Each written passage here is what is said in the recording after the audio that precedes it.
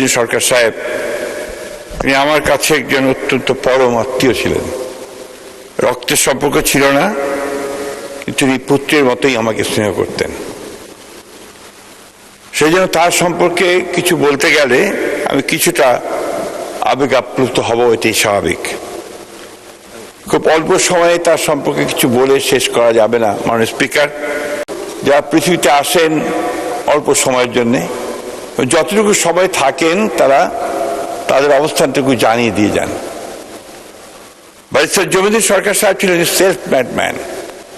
নিজের মেধা দিয়ে তিনি বড় হয়েছেন, লেখাপড়া করেছেন, সুদূর যুক্তরাজ্যে গিয়ে লিঙ্কনস ইন থেকে ব্যারিস্টার হয়ে এসেছেন এবং তারপরে তার কর্মজীবনে তিনি কখনো পিছনে ফিরে তাকাননি। ব্যারিস্টার জমিউদ্দিন সরকার সাহেব এমন একটা জনপদের মানুষ, যে জনপদটি স্পিকার অত্যন্ত দরিদ্র লোকের বাস, কিন্তু এই মানুষগুলোর কাছে অত্যন্ত জনপ্রিয়। তারা এখনো তাকে মনে করে যে ব্যারিস্টার জমিউদ্দিন সরকার তাদের অভিভাবক, সেভাবেই তারা তাকে চেনে। কোনোদিন কোন নির্বাচনে পরাজিত হননি। সাধারণ মানুষের অতি প্রিয় এই মানুষটি শুধু উত্তরবঙ্গের ওই সুদূর উত্তরে নয়, এই ঢাকাতেও কিন্তু তিনি নির্বাচিত হয়েছিলেন মাননীয় স্পিকার। তার সারা জীবনে তিনি যখন যেখানে কাজ করেছেন পরম নিষ্ঠা আন্তরিকতার সঙ্গে কাজ করেছেন। ছাত্র জীবনে বাম রাজনীতির সঙ্গে জড়িত ছিলেন। পরবর্তী সময়ে শহীদ প্রেসিডেন্ট জিয়াউর রহমানের রাজনীতি এবং তার নীতির প্রতি তিনি আকৃষ্ট হয়ে প্রথমে জাগদল এবং তারপরে তিনি বিএনপি অর্থাৎ জাতীয়তাবাদী দলে যোগ দেন। একটা প্রতিষ্ঠা লগ্ন থেকে তিনি ছিলেন এবং বারবার তিনি তার নেতৃত্বে ছিলেন, স্থায়ী কমিটির সদস্য ছিলেন এবং যতবার বিএনপি সরকার গঠন করেছে ততবার তিনি মন্ত্রী ছিলেন মাননীয় স্পিকার। এই মানুষগুলো অত্যন্ত সঠিকভাবে আমাদের ব্যারিস্টার খোকন বলেছেন যে এরা নিজেরা একটি প্রতিষ্ঠান। আইনের ক্ষেত্রে তিনি একটি প্রতিষ্ঠান। আইনের প্রতি তার যে আইনের শাসনের প্রতি তার যে অবিচল আস্থা, গণতন্ত্রের প্রতি তার যে অবিচল আস্থা, এটা আমরা খুব কম দেখেছি মাননীয় স্পিকার। কতগুলো বিষয়ে তিনি একেবারে আপোষহীন ছিলেন। সেই বিষয়গুলো ছিল যে গণতান্ত্রিক রাষ্ট্র ব্যবস্থা, গণতন্ত্রের চর্চা এবং গণতান্ত্রিক প্রতিষ্ঠানগুলোকে গড়ে তোলা। অন্যদিকে আইনের ক্ষেত্রেও তিনি একইভাবে ছিলেন।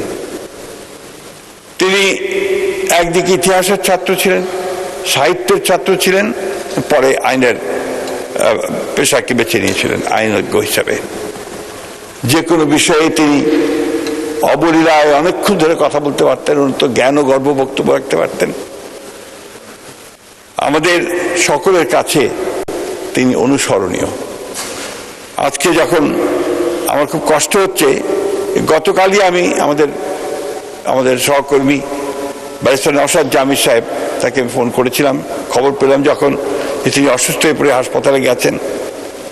আমি যখন তাকে জিজ্ঞেস করলাম, তিনি আমাকে জানেন একটু শরীরটা খারাপ হয়েছে, আমরা হাসপাতালে নিয়ে এসেছি। তখন অনেক রাত হয়ে গেছিল, প্রায় 10টা। তা আপনি কালকে সকালে আসেন। সেই সকাল আর আসেনি মাননীয় স্পিকার। ভোর 4:15 তিনি চলে গেছেন। এই জন্য আমার নিজেকে অপরাধী মনে হয় যে আমি শেষ সময়টুকু তাকে দেখতে যেতে পারিনি। আজকে তিনি আমাদের ছেড়ে চিরকালের জন্য চলে গেলেন। এই পার্লামেন্টে তার অনেক স্মৃতি। এই পার্লামেন্টে অনেক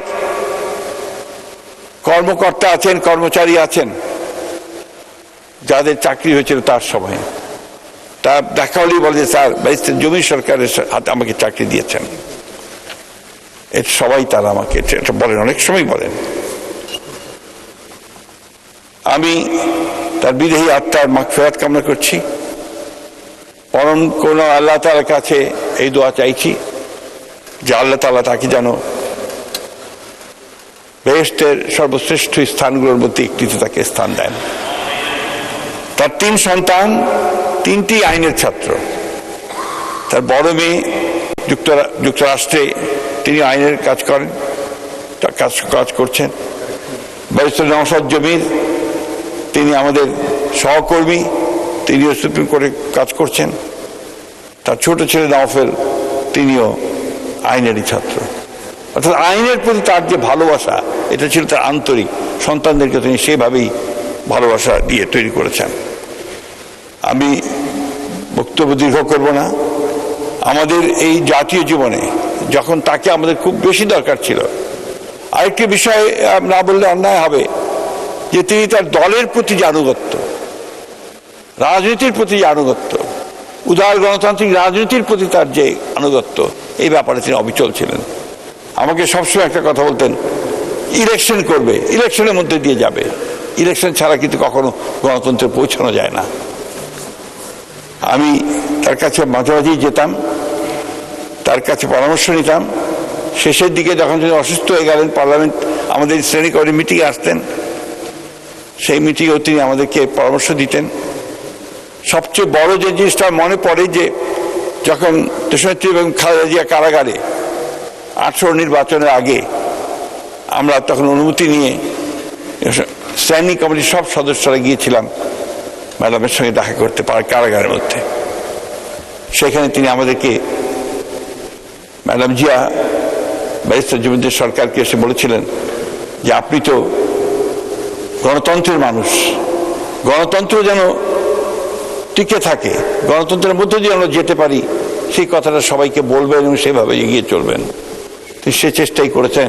শেষ পর্যন্ত তিনি সেই গণতন্ত্রের পথেই চলার চেষ্টা করেছেন। আমি সবশেষে আবারও পরম করুণাময় আল্লাহ তাআলার কাছে এই দোয়া চাইছি যে আল্লাহ তাআলা তাকে যেন বেহেশত নসিব করেন এবং তার পরিবারের সদস্যদেরকে সেই ক্ষমতা দেন।